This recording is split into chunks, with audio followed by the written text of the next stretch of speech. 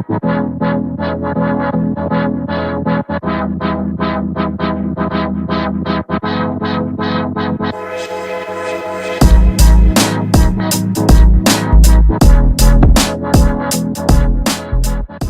everybody, today I have the honor of interviewing Tad Hargrave. And so about, I don't know, maybe 3 or 4 months ago, I was talking to some of my students that were kind of struggling to get the word out about what they did and listening to their story. I've talked to a lot of my students about this in the last year, and it kind of just struck me 3 or 4 months ago that their weak link was marketing. And so there's a saying that I like to remember. I think actually Tad taught it to me, that if people don't know about your product, you ostensibly don't exist. Product or service, it doesn't really matter.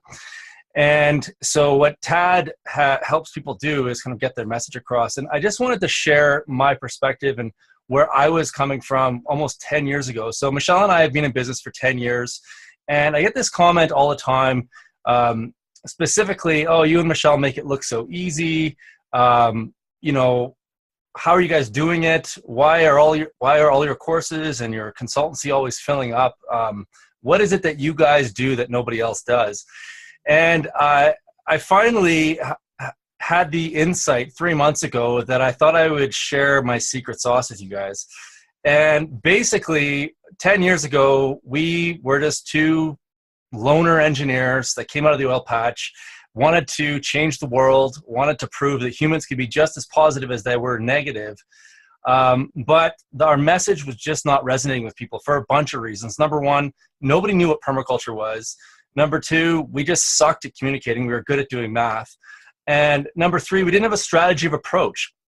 And so luckily enough, I stumbled upon Tad's work. Tad runs a company called Marketing For Hippies. And I can honestly say that if Tad had not taken us under his wing, we probably would not be here today doing what we're doing.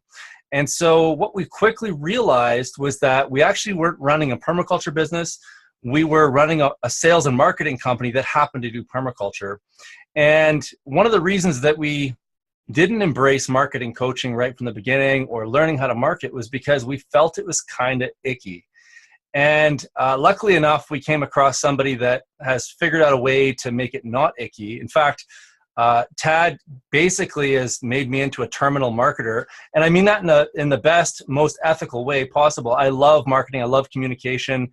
I love connecting with people because it means that I can make more change. So thanks so much for being able to speak with me today, Tad. Let's talk about how to make marketing not icky. Yeah, it's a good question. Well, it's... I guess maybe I should start by giving my nutshell of why I think it does feel gross and does feel icky so much at the time. I think most of it has to do with the reason it feels bad is because there's some kind of a hidden agenda in the conversation that's going on. There's a kind of a posturing. There's a trying not to pretend. We're trying to pretend we're not marketing while we are, And so then people feel it when there's this hidden agenda to get the sale, to get somebody to say yes. They feel it, and it feels way worse. If somebody just said like, "Hey, give me 5 minutes of your time, let me make my case on why you should hire me," that actually feels all right. But if it's this kind of hidden under the surface desperation that's coming out but trying to be hidden, it's so somebody that. So much of what I've seen in marketing is like stealth tactics, hidden ninja tactics. They'll never know what happened. And so premised in that is there's this sense of you're doing something wrong, so you have to hide it. Why would you have to hide it otherwise? And yet we still need some agenda, some goal that we're going for in the marketing and selling. And so my premise that I've been going on about for years now is that the goal of marketing and sales is to get to the truth. The truth of, is it a fit? This 4-word question, is it a fit? Which doesn't sound like much, but then you start to realize that marketing is fundamentally about getting to this thing of really honing in and identifying what is a fit, who's a fit for you, who are you a fit for? And the clarity about that means you need to know really clearly what do you do, how do you do it, and for whom do you do it? And for most businesses, those things aren't clear. So many clients I work with who are holistic practitioners, let's say, will say, oh, that's the best part, this modality, it's so powerful. I mean, it can just help anybody with anything. And the irony is that kind of general wash of an answer is the thing that sounds the most contrived and the most hyped up, to say, oh, this can help everyone with everything. Of course, the same thing's true in permaculture. And people get the religion about it. Permaculture can help everyone with everything. And so then hire me. But I'm like, hire you for what? What are you helping me do exactly? What result? Like, why would I give you money? And what if we stopped looking at marketing as a convincing process or a seduction process, and we started looking at it as a filtering process primarily? I mean, like, yeah, we got to get their attention. Yes, still have good offers and lower the risk of them taking a first step. But what if one of the primary things we're looking at is how do we filter, like a Windows screen? I've got it here in my office and got this screen here and it's broken. But ostensibly the purpose of it is to let the fresh air in, but keep the bugs out. Right. And so marketing's got to be a similar thing. You let clients in that are a good fit, that would be refreshing and nourishing to you, but you keep out the ones that are a drain, because some clients are just not going to be a fit for you. And there's tremendous cost. There's tremendous cost in getting clients in who are not a good fit for you. Right. Because it means probably a refund. It means complaints. It means bad word of mouth. It's a drain on your time and energy. You don't like them very much. Versus if all of your clients were a really good fit, they'd be thrilled. And then the word of mouth would be really good, because everyone who's going through your stuff, your programs or hiring you, is so happy at the end of it because you designed something just for them. So to me, that's the overall orientation I have around marketing. Like, why does it feel gross? Hidden agenda. What would make it feel better? An explicit, overt agenda that you can talk about, that you don't have to hide, that you can put right on the table and say, look, so my intention on this conversation is just to find out if this is a fit. And if not, I'm happy to refer you to somebody else. That's an agenda that everyone can feel good about. So, what's interesting about that, and I just had this insight talking to you right now, is that marketing is typically an afterthought when you're designing a business. But in order for the marketing to not feel icky, you really have to be authentic. And in order for you to be authentic, you have to be super clear on your value proposition and all of that stuff. And what's funny, I think, is a lot of people go into business because they're technicians, they're good at what they do, they want to do more of what they do as opposed to working for the man, whatever the reason is. And so they just kind of start a business kind of expecting to open the doors and people are going to walk in and engage them for their product, their service. But as I am listening to you talk, I mean, the thing that we should have done from the beginning was, have an idea, but actually start, like, marketing is almost like the water in a way. Like, if you don't put water into an ecosystem, you cannot expect it to grow.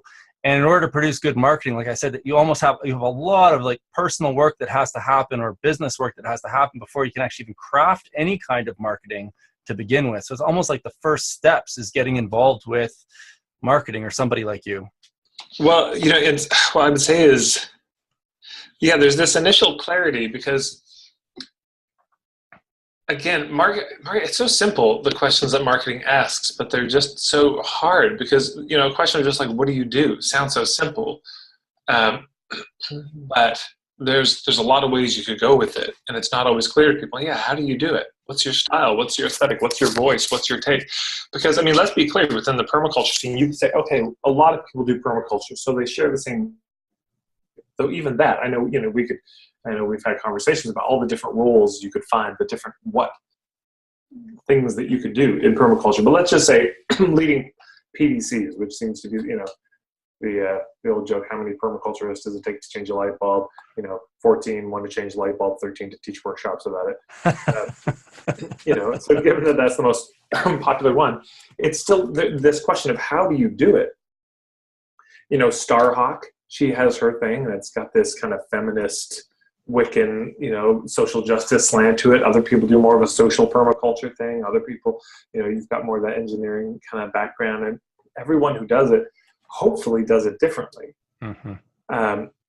And brings some sort of unique slant and angle. And yet the challenge is, I heard somebody define marketing as about establishing the value beyond the immediately apparent. If it was immediately apparent how cool and unique what you're doing was, a lot more people would probably sign up.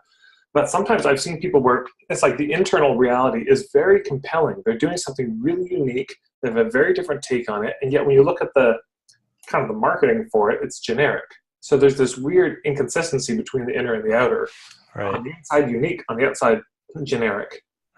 You know, and of course, the opposite can be true. You can have people frame as, it's going to be the most unique, amazing experience. And you go and it's like, oh, this was just like every other PDC I've been to. So what we're looking for is a consistency of, yeah, what is it that's unique about who you are, how you do this, and how do you just have that appear in your marketing?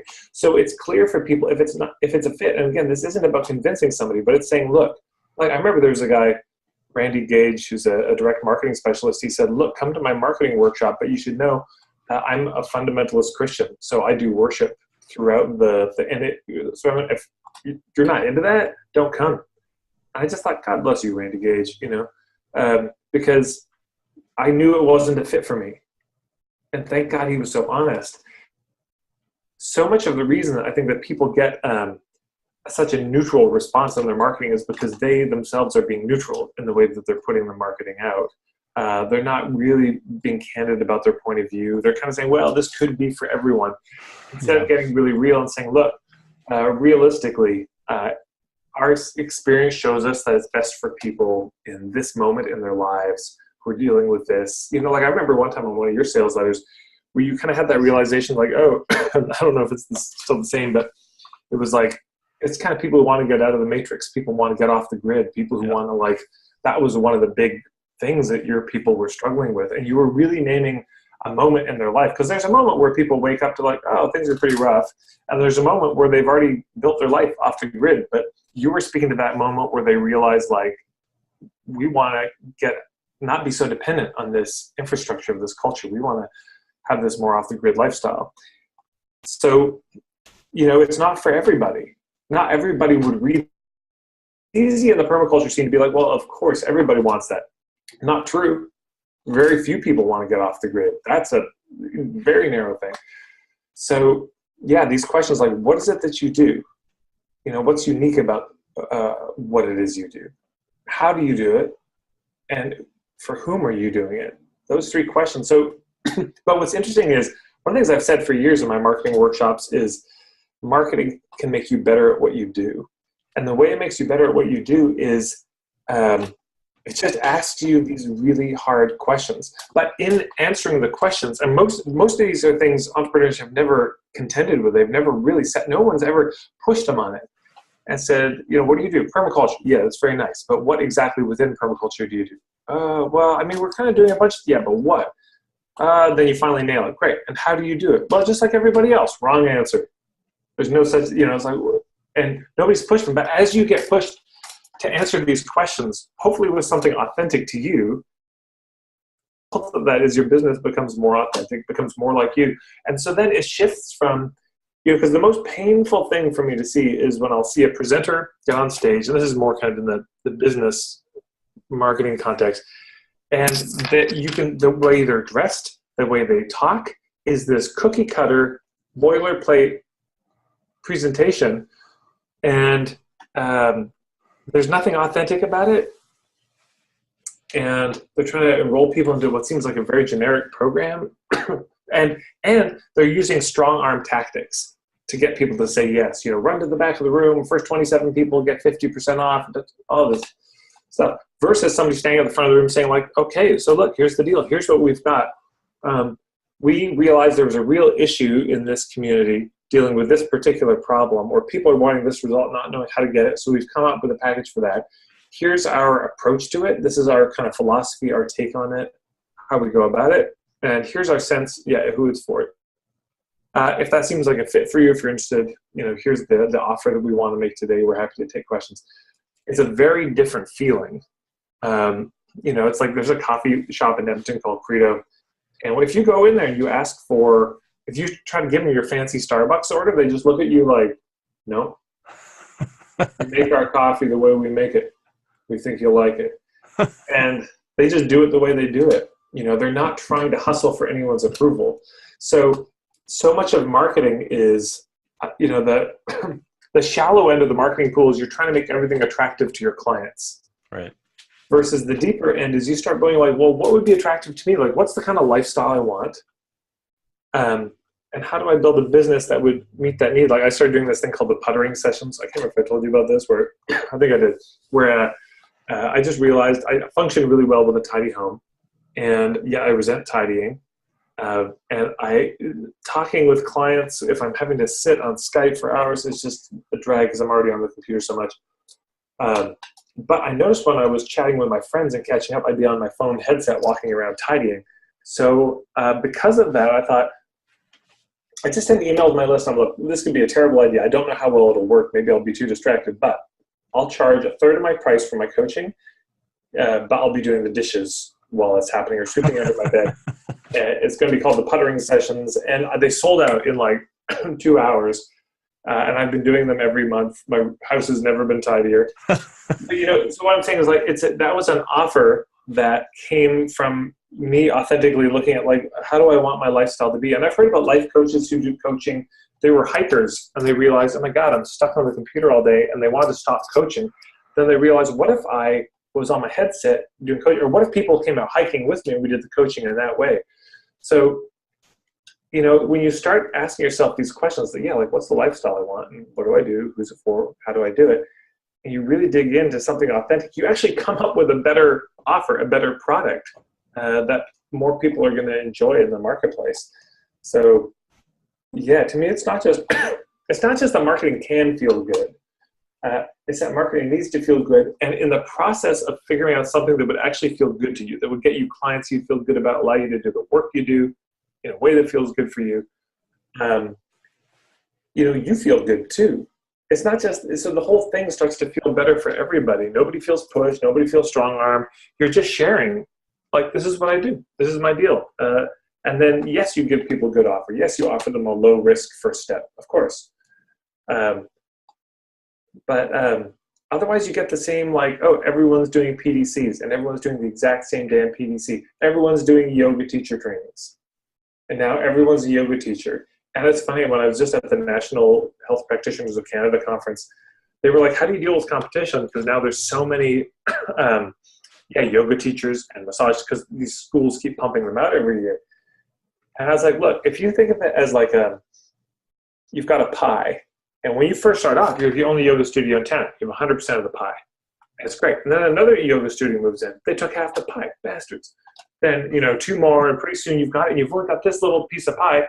And now, but you see that where the math is going, more and more, so then it gets smaller and smaller. And then everyone starts doing the Groupons and selling the yoga classes for pennies. And it's so frustrating. And it's this race to the bottom. And I'm like, why not make more pie?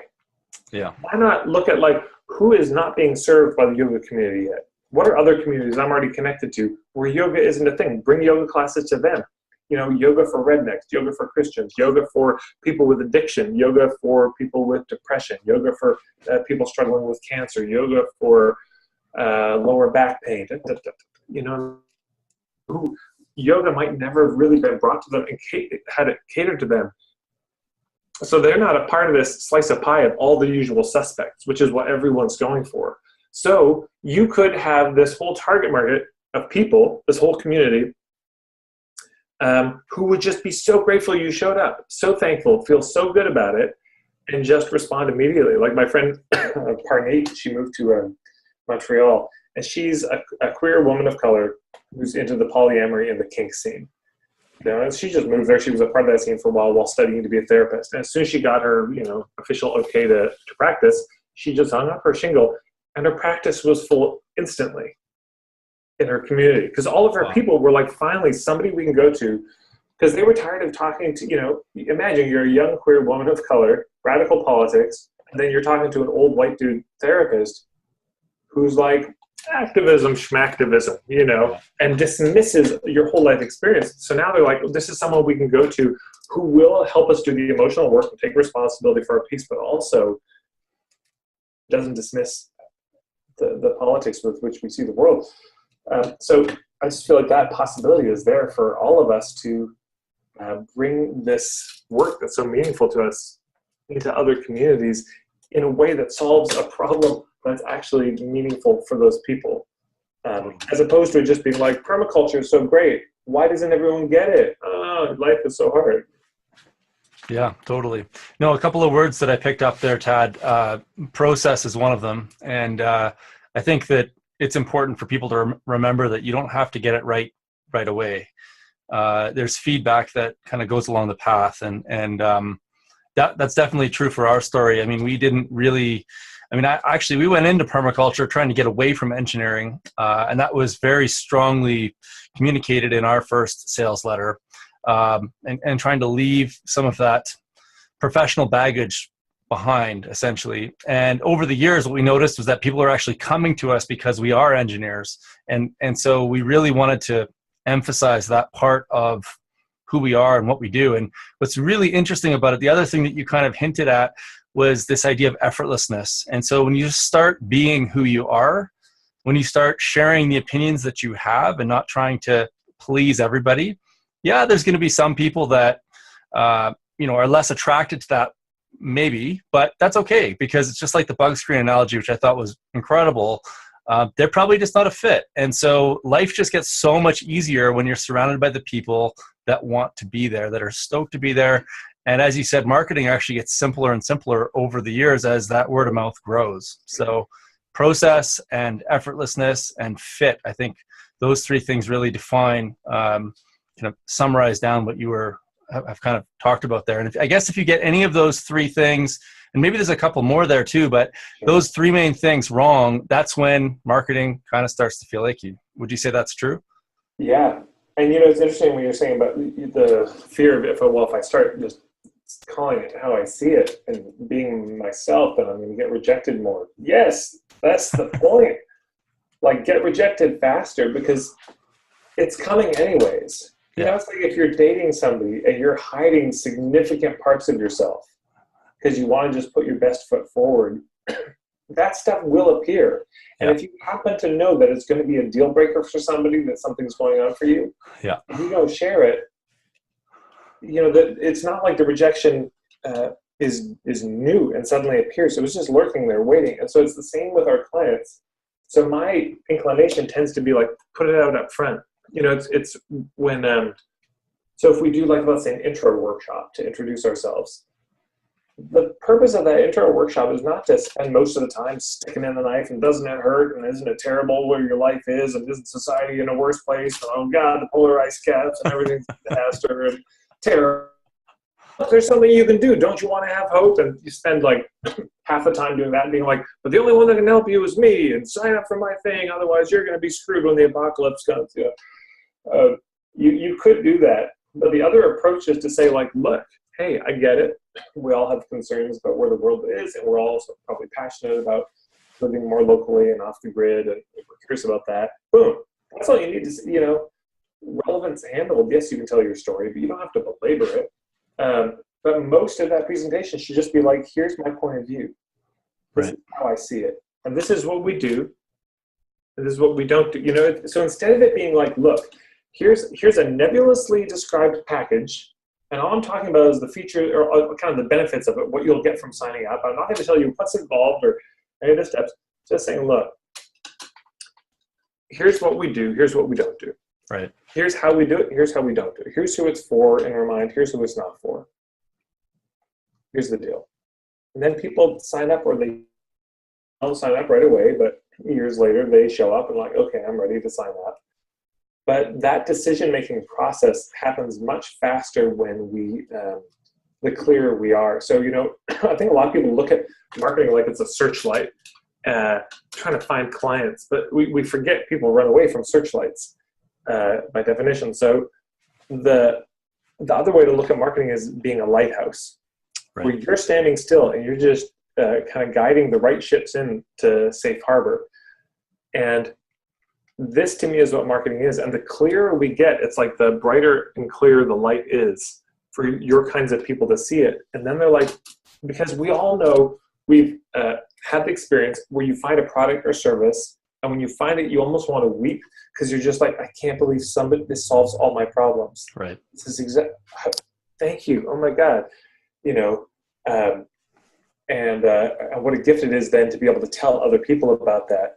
you know, you run into somebody, they're like, oh my God, I'm just struggling. I just, at a party last night, I met, they saw, you know, and you connect them and your friend comes back, so like, thank you so much. Totally. So people love, this is the thing, people love buying. Right. People hate being sold to. Right. Yeah, for sure. So Tad, you offer all sorts of workshops and classes. You've been writing ebooks like a banshee. You know, what's the first step in getting involved with figuring out how to communicate what it is that you do in a non-icky way? You know, so if people go to my website, marketingforhippies.com, you know, there's a bunch of ebooks under the products and services tab. Probably the two best places to start. One is there's an ebook called How to Start that really fundamentally addresses this this ickiness. And the kind of heart of it is we spend so much time with a just knee-jerk reaction of, I don't want to market. And we don't realize that it's because we don't want it to feel bad. But we also have never dug into, like, how are we actually going to feel and how do we want it to feel? So most people walk around their marketing target of how they want marketing to feel for other people, what the vibe is that they want to put out. So that's kind of the focus of that. And the other one is called Marketing for Hippies 101. That's the same intro workshop I know you've brought into your, you brought me to Calgary to do. That's kind of the overview of how I see marketing. And that the whole thesis of that day is just that marketing can feel good. And it's my kind of point of view and philosophy about how it can feel good. So those are the two kind of starting points, I would say. Great. So I'll put those links in the show notes if you can send them to me. Sure. And, you know, I can't thank you enough, Tad, and not only for what you've helped us achieve in our business, but, you know, we not only think about you almost daily, you know, in all of the stuff that we do, but learning how to communicate has been incredible, and also helping our students as well. And that was really the main driver for these phone calls. So the next time we get together, we're going to talk about niching, I think. Yeah. Really stoked about that one. There's all sorts of stuff that we can dig into there. Mm-hmm. Thanks so much for making time for me today, Tad. And is there anything else you want to close out with today? I don't think so, but I'm really looking forward to the next one. Okay. If you want more information about Tad, make sure you check out his website at marketingforhippies.com. Check out the show notes below, and you'll get all the information that you need on his two products there on Getting Started and Marketing for Hippies 101. And if you have the opportunity to go to one of Tad's live workshops, I highly recommend it. At the very least, you will laugh your butt off because he's also a comedian. He's a super talented performer, and he totally knows his stuff. Thanks, Tad. Have a great day. You too.